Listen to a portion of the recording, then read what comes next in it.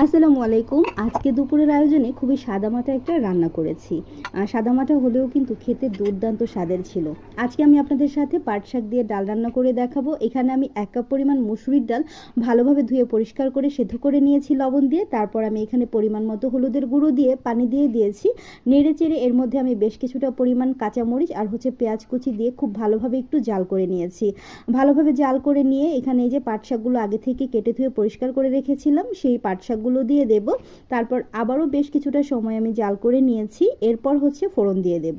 ফোড়নের জন্য আমি কড়াইয়ে তেল দিয়ে তার মধ্যে কয়েকটা শুকনো মরিচ আর গোটা জিরা দিয়ে দিয়েছি। এখন দিয়ে দিচ্ছি বেশ কিছুটা পরিমাণ পেঁয়াজ আর রসুন কুচি। পেঁয়াজ আর রসুন কুচিটা একটু বেশি করেই দিতে হবে, তাহলে কিন্তু ডালটা খেতে অনেক বেশি মজার হবে। এরকম লাল লাল করে ভেজে আমি ডালের উপর থেকে ছড়িয়ে দিয়ে দিচ্ছি। তারপর আমি খুব ভালোভাবে নেড়েচেড়ে আরও ১ মিনিটের মতো জাল করে নিয়েছি। এভাবে করে পাট শাক দিয়ে ডাল রান্না করে খেয়ে দেখবেন, দুর্দান্ত হয় স্বাদের। আর এটা দিয়েই কিন্তু আপনারা ২ প্লেট ভাত নিমেষে খেয়ে উঠতে পারবেন। আমি একটা সার্ভিং বাটিতে সার্ভ করে নিচ্ছি, খুবই মজার হয়েছিল। তো এখন খাবারের পালা। তো শুধু পাট শাক আর ডালটাই করিনি, সাথে কিন্তু একটু আলু ভর্তা করেছিলাম ঝাল ঝাল করে। আর ডিম আর পেঁয়াজ কাঁচামরিচ দিয়ে একটু ঝুরি ভাজি করে নিয়েছিলাম। আমি আমার খাবারের প্লেটটাকে সাজিয়ে নিয়েছি। আজকের ভিডিওটি কেমন লেগেছে অবশ্যই কিন্তু কমেন্ট করে জানাবেন। ভালো লাগলে লাইক কমেন্ট শেয়ার করবেন। আল্লাহ হাফেজ।